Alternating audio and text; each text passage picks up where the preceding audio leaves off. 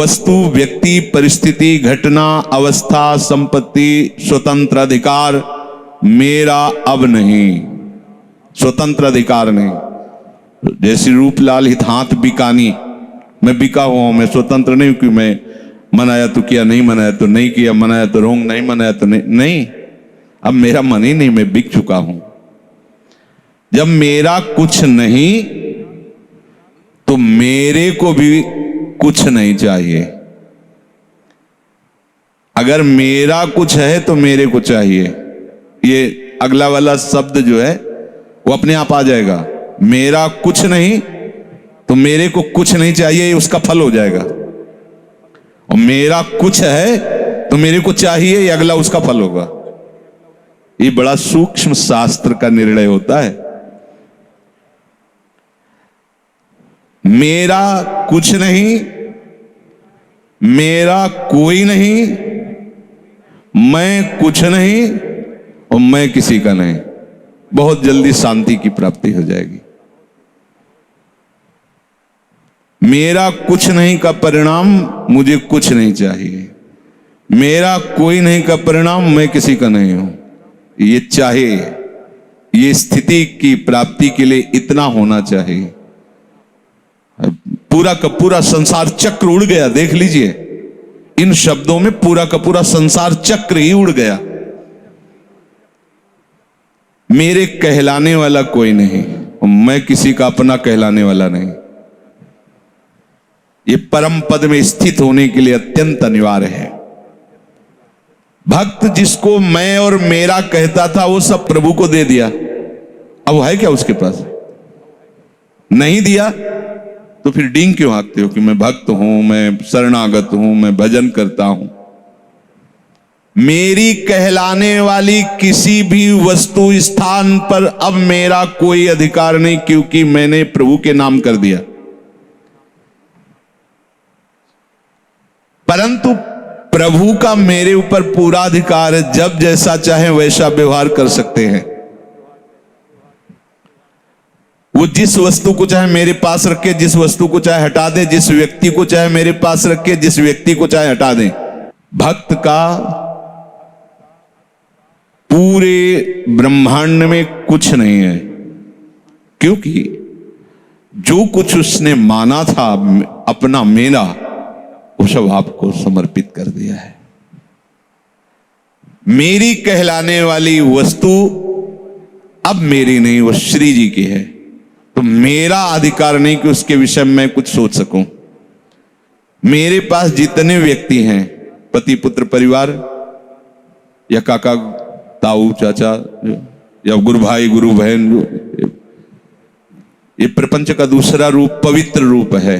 धर्म की बहन, धर्म की माता, धर्म के बाप, ये सब उड़ाओ।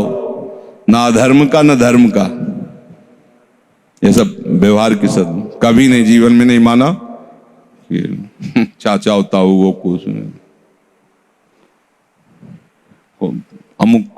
अमुक बस। एकमात्र गुरु मंत्र और एकमात्र गुरु वाक्य, बस। लाखों नहीं, सब इनका वैभव, क्योंकि इन्हीं का तो है। हमारा क्या है? हमारे लिए जो उपदेश है। हमारा क्या है? जो हमें मंत्र मिला है, और तो आगे हम जानते नहीं। इसी ने सब जनाया है। उपदेश, गुरु वाक्य, मंत्र, उपदेश। अब प्रभु जिसको चाहे रख लें, जिसको चाहे हटा दे, क्योंकि मेरा कुछ नहीं। फिर रोते क्यों? मेरा वो चला गया तो था भी तुम्हारा। बहुत परम शांति तत्काल। सुनने में अच्छा लगता है, धारण करने में अच्छा नहीं लगेगा, क्योंकि अस्तित्व विहीन हो जाओगे। वो अस्तित्व विहीन ही परमात्मा स्वरूप में स्थित होने वाला है। किसी भी वस्तु, व्यक्ति, स्थान पर अब मेरा अधिकार नहीं, क्योंकि उसको मैंने प्रभु के नाम कर दिया है। पूरा प्रभु का अधिकार है। क्या बात है। अब वो जैसे खेलना चाहे खेले, तन मन प्राण सब उनका। घबराहट पैदा हो जाएगी। वो जब खेलना शुरू करते हैं, अगर अभी नामे नहीं किया, केवल सोच रहे थे नामे करने का, घबराहट पैदा हो जाएगी। जैसा रखना चाहें वैसा रखें, प्रभु का है, सब कुछ प्रभु का है। इससे बढ़कर प्रभु की कोई सेवा नहीं। अपना माना हुआ सब कुछ प्रभु को समर्पित कर दिया और उनके द्वारा की हुई हर विधान में राजी हो गए। इससे बड़ी कोई तपस्या नहीं, कोई सेवा नहीं।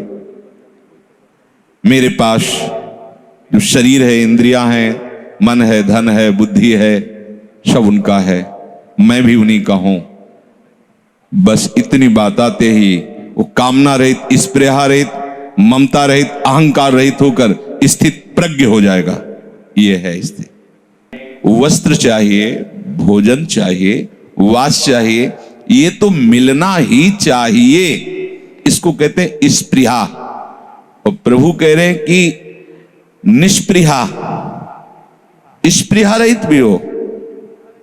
तो हम कैसे स्पृहा रहित हो सकते हैं? हाँ, तुम्हें अभी तक परिचय नहीं मिला अपने आराध्य देव का? उनका परिचय नहीं जानते क्या? अभी तुमको इच्छा अपने शरीर निर्वाह की करनी पड़ेगी। अरे जो प्रभु की आराधना नहीं करते, उनकी भी वो जिम्मेवारी लिए हुए हैं। उनको भी वो भोजन देते हैं, उनको भी वस्त्र देते हैं, उनको भी अच्छे अच्छे वास देते हैं, जो प्रभु से विमुख है। तुम तो हरि के चरणारविंद के आश्रित हो। तुम कैसे कामना कर सकते हो, स्पृहा कर सकते हो कि कम से कम हमारे शरीर की आवश्यकताओं की पूर्ति होनी चाहिए? तुम्हारा शरीर है तो तुम शरणागत कैसे हो? तुम्हारा शरीर है तो तुमने समर्पण क्या किया है? समझना होगा।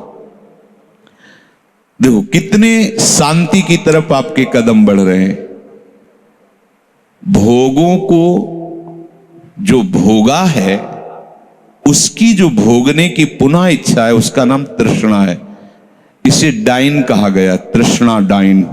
जो बहुत खातिर है, बहुत मलेक्ष, बहुत गंदी, कुछ भी। ये तृष्णा बहुत गंदी है, कुछ भी। और कामना, दृश्य देखा, बातें सुनी और वो वस्तु प्राप्त करने की, वो वहां की दाल फ्राई बहुत अच्छी होती है, वहां का अमुक चीज बहुत अच्छा, वहां एक ही भोग थोड़ी है। वहां घूमने में बहुत अच्छा लगता है, चलते कहीं कोई भी देखे हुए, सुने हुए, वहां उसका भोग करने की इच्छा। कई इंद्रियां है ना, नेत्रों से भगवत विमुख होकर सुख लेना है, नेत्रेंद्री का भोग हो गया, श्रवणेन्द्री का भोग हो गया, जनेन्द्री का भोग हो गया, रसेंद्री का हो गया, घ्राणेन्द्री का। हमें बिल्कुल सावधान रहना है। हमारे उपासना में सावधानी की प्रतिपल आवश्यकता है। कामना त्याग करने में साधक तो उत्साह रखता है, तभी साधक है, पर स्पृहा में फंस जाता है। अब इतना तो चाहिए ही ना। इतना क्यों चाहिए? क्यों चाहिए? साधना करने के लिए। तो असली साधना का स्वरूप ही नहीं समझा। चाह मिटाना ही तो साधना है। सामग्रियों का संग्रह करके जो किया जाता है, उसका फल क्या होता है? चाह मिट जाए। प्रभु को अपनी आराधना करवाने के लिए तुम्हें चाह करने के लिए छूट नहीं दी है, कहीं नहीं है। इसीलिए अगर प्रभु मांग कर रहे हैं तो कह रहे पत्रम पुष्पम फलम तोयम ये में भक्त्या प्रेक्षति। जल फ्री है, तुलसी पत्र से लेके कोई भी वृंदावन का कोमल पत्र फ्री, कहीं से एक पत्र। चारों में नहीं कि सब चीजें होनी चाहिए। पुष्प किसी भी लता का, वृंदावन की किसी भी लता का पुष्प प्रभु को बहुत प्रिय है। फल तो जल तो सबके पास है ना, जल तो अर्पित कर सकते हैं, स्नान करा दिया, एक तुलसी दल चरणों में चढ़ा दिया, या कोई पत्ता पुष्प ला दिया। प्रभु ने मांग नहीं की कि सोने का मुकुट लगाना, सोने का छत्र, ऐसा नहीं कहा। चाह नहीं करनी, जो सहज स्वाभाविक हमारे को प्रभु दे देते हैं, अगर वो ऐसा दे देते तो वैसा चल रहा है, वैसा नहीं तो फिर देखो कई बार भोग लगता है। और इन्हीं श्री जी को यही सेवा 24 घंटे में एक बार मिश्री का इतना टुकड़ा भोग लगता था। 24 घंटे था ही नहीं कुछ। रोटी मांग खिलाए, ऐसे दिखा दिया, क्योंकि कैसे अब बैठ के भोग तो नहीं पवा पाएंगे, ऐसे दिखा दिया और भाव में एकदम रो मुझ गरीब के पास तो। और मिश्री, पीली मिश्री आती थी, वो राधा वल्लभ जी की नीचे दुकान, कोई न कोई बलराम वगैरह दिला देते थे, 250 ग्राम, आधा किलो, इतनी एक छोटी सी कटोरी में रखा जल, एक बार कोई भोग लगा दे। उनकी इच्छा है, कई बार भोग लग रहा है। ये हमारी इच्छा से नहीं हो रहा है, ये उनकी इच्छा से हो रहा है। कभी ऐसी इच्छा नहीं की कि हमारे पास भी हो। ये बात प्रभु जानते हैं, हृदय जानता है, क्योंकि गुरुजनों की कृपा से पता था कि उपासना का फल इच्छा का त्याग है, ना कि इच्छाओं को बढ़ाते हुए भोग सामग्रियों का राग। ये हमारी उपासना नहीं। हमें ये ऐसा वास मिलना चाहिए। उपासक को जब प्रतिकूलता मिलती है तो भजन बढ़ता है, और अगर अभ्यास उसका दृढ़ नहीं है तो अनुकूलता मिलने पर भजन रुकेगा नहीं, छूट ही जाएगा। ये भी ध्यान रखना। अभ्यास दृढ़ हो चुका है फिर कोई फर्क नहीं पड़ता। जब हम अच्छे से जान लिया है कि ये रस्सी है, सांप नहीं है, तो उसे गले में डालने पर भी कोई कभी भय नहीं होगा, अंधेरे में भी देखने में भय नहीं होगा, क्योंकि उसको जान लिया गया है।